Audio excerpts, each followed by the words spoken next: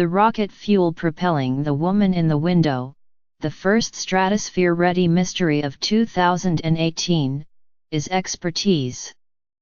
Its author is billed as A.J. Finn, perhaps to leave open the possibility in readers' minds that this entry in the Gone Girl / The Girl on the Train sweepstakes was written by a woman, as most have been. But its author is Dan Mallory, a longtime editor of mystery fiction.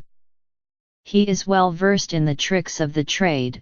He credits James Patterson as a helpful influence, particularly when it comes to short chapters.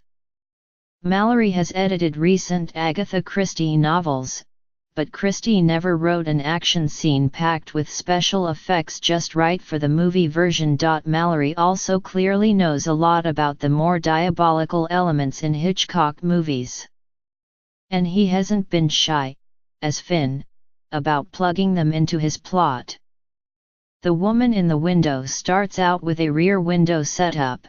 Anna Fox spies on her neighbors, looking from her gentrified Harlem townhouse into theirs. She is housebound, agoraphobia, but thinks she witnesses a crime. And now for a dose of The Girl on the Train. Anna is a whopping drunk who also takes many prescription drugs, none of which should be mixed with alcohol. Dear other books with unreliable narrators, this one will see you and raise you. All of this is very familiar, to the point where the woman in the window starts off feeling ordinary. It reads too much like another knockoff while the author sets up his very basic story elements. At heart, this is a locked room mystery in the great Christie tradition. We need a rundown of who the neighbors are, especially the Russells, the family Anna spies on most avidly. We need to know about Anna's past life as a child psychiatrist, and about the husband and daughter who have abandoned her in the house. We need to raise eyebrows about the terse, hunky tenant in the basement. We don't need a lot of flaunting of the author's cineast credentials, but we get it anyway.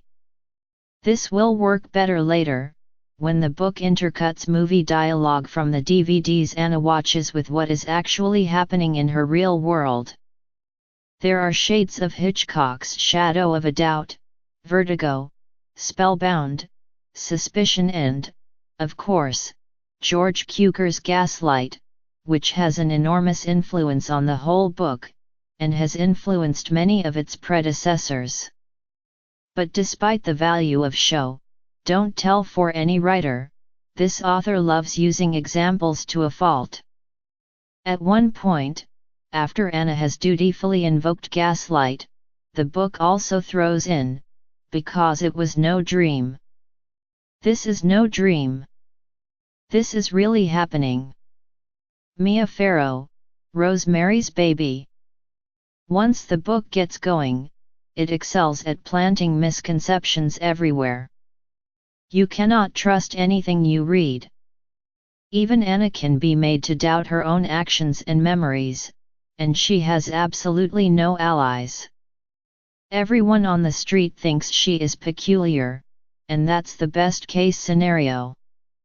When she deals with the police, an inevitable interaction in this genre, they happen to notice that she has stockpiled enough wine and prescription drugs to sedate an army.